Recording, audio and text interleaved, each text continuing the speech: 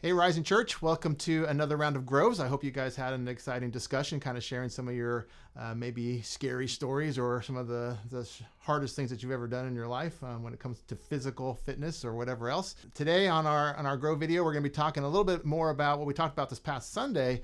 If you were there at church on Sunday morning, where we kind of talked about how God leads us. He's a good shepherd, and so he guides us along the right paths for his name's sake. And so this idea that God is moving in front of us. Jesus is our shepherd, and he's kind of saying, here's the way to go. I talked about my story of White Sands National Park and kind of these guideposts in the middle of the dunes, so you kind of would focus and go to that and then go to the next one.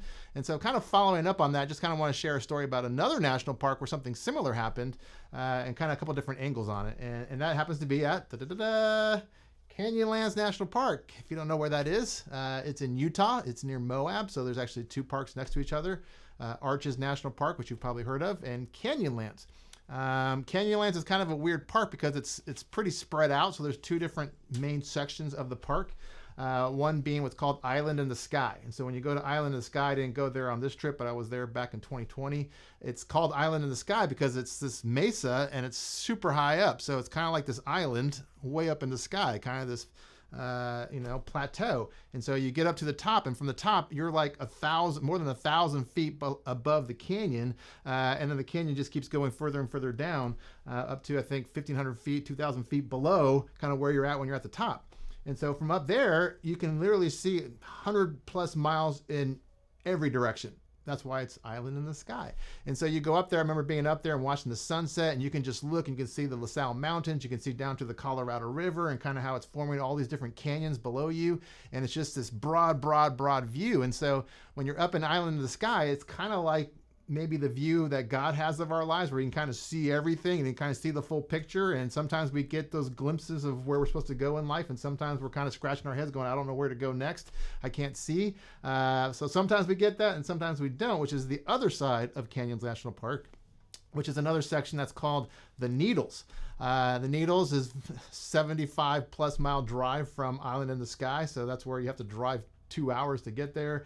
You kind of just make your way all the way down back to the canyon. And the Needles, is probably the place where I had one of my favorite hikes. I've shared a couple of my favorite hikes. It's hard for me to share my favorite national park, but there's definitely like some primo hikes.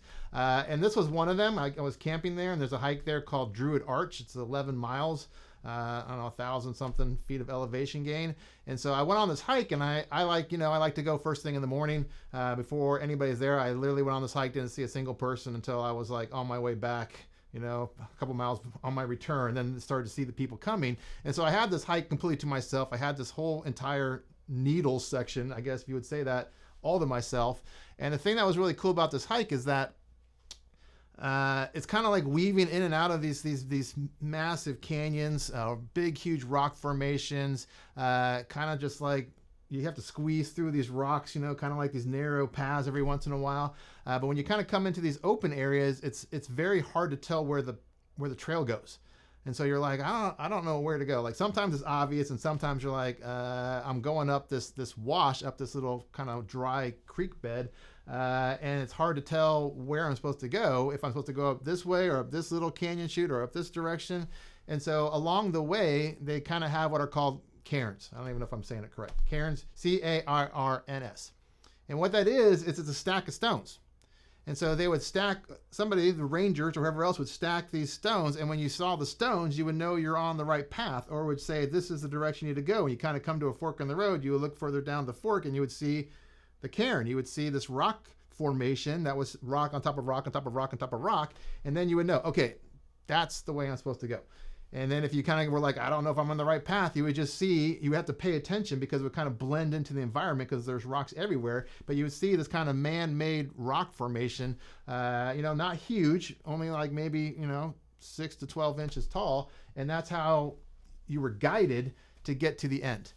And when you got to the end of this hike, I literally almost teared up. It was so beautiful. The sky was so blue. The rocks, the canyon was just so many different colors, and red and orange and white, and the sun was just shining through. I was in the shade, but you could see it just lighting everything up. It was just breathtaking. And I sat up there. I kind of had to climb up, scramble this rock formation, kind of like literally on your climbing up with your hands. You're looking for the little rock piles to make sure you're going the right way. But to get to the end, it was just beautiful.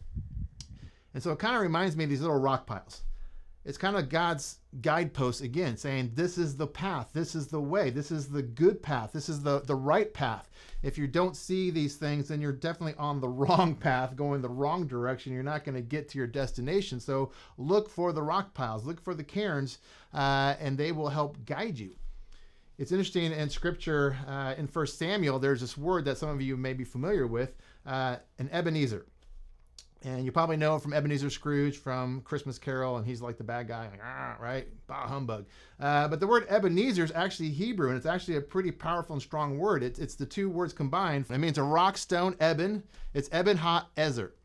And Ezer means help. So literally put them together, it means stone of help. It means rock of help. It means I need help. I don't know where to go, and this thing is pointing in the right direction. And in 1 Samuel, it's used because the Israelites were facing their enemy, the Philistines, and they had no hope, and they were like, we need God's help. And so Samuel kind of prays to God, and God intervenes, and he helps them. And so they build these little monuments, these rock towers, in order to remind them, these Ebenezers, that God is their help. He's the stone. He's the stone of help, the stone of assistance, the rock that's, on your side. Maybe you know the song. That's where I really know it from. Come Thou Fount was written in the 1750s by a gentleman who had a pretty rough start. His father died. His mom couldn't take care of him, so sent him off to London to be an apprentice or try to get an apprenticeship as a barber. He fell in with a bad crowd, was doing a lot of bad stuff, and then he just happened to stumble one night into basically a revival meeting. George Whitefield, if you know who he is, he was speaking, and this guy became a follower of Jesus. And Jesus kind of led him on a new path. And so he wrote the song. Maybe you know the lyric, the second chorus, I guess, or second verse. Here I raise my Ebenezer, hither by thy help I'm come. And I hope by thy good pleasure safely to arrive at home. Jesus sought me when a stranger wandering from the fold of God. He to rescue me from danger interposed his precious blood. And it's saying, I'm raising my Ebenezer, this reminder, this memorial that God intervened and God met me where I was at, and he showed me this is the wrong way, go this way. And so we raise these Ebenezers. And so I hope for all of us, sometimes we get this island in the sky view where we know exactly where we're going, and sometimes we're lost in the valleys and we're in these canyons and we don't know which way to turn, and we're looking around for a sign. God, where do you want me to go? And you see these Ebenezers, you see these rock piles, and you're like, okay, I'm on the right path. This is the direction to go. Turn this way. And that's what our good shepherd does. He tries to give us these reminders, maybe from our past, but also sometimes we're in the future where he's saying, this is the way to go. Let me guide you in the direction you should go. Don't try to do this on your own. It's too confusing. I want to be your shepherd. I'm in front of you saying, come this way. This rock pile saying, come this direction. Don't go that way. Come this way. And that's what God does for us. And so that's what I kind of think of when I think of Canyonlands. I think of God's view, and I think of our view in the midst of the struggle, and we just have to look for God to be our help. He's there. He's the rock, and he's saying, this is the way to go. Look for the rock piles. Let those be the guideposts that get you through those points where you're like, I don't know where I'm going. I don't know what I'm supposed to do. Go to those Ebenezers. Look for those rock stacks to guide you along the path. So that's my word for today. Hopefully you guys will have a great discussion about that, and we will check back in with you next week.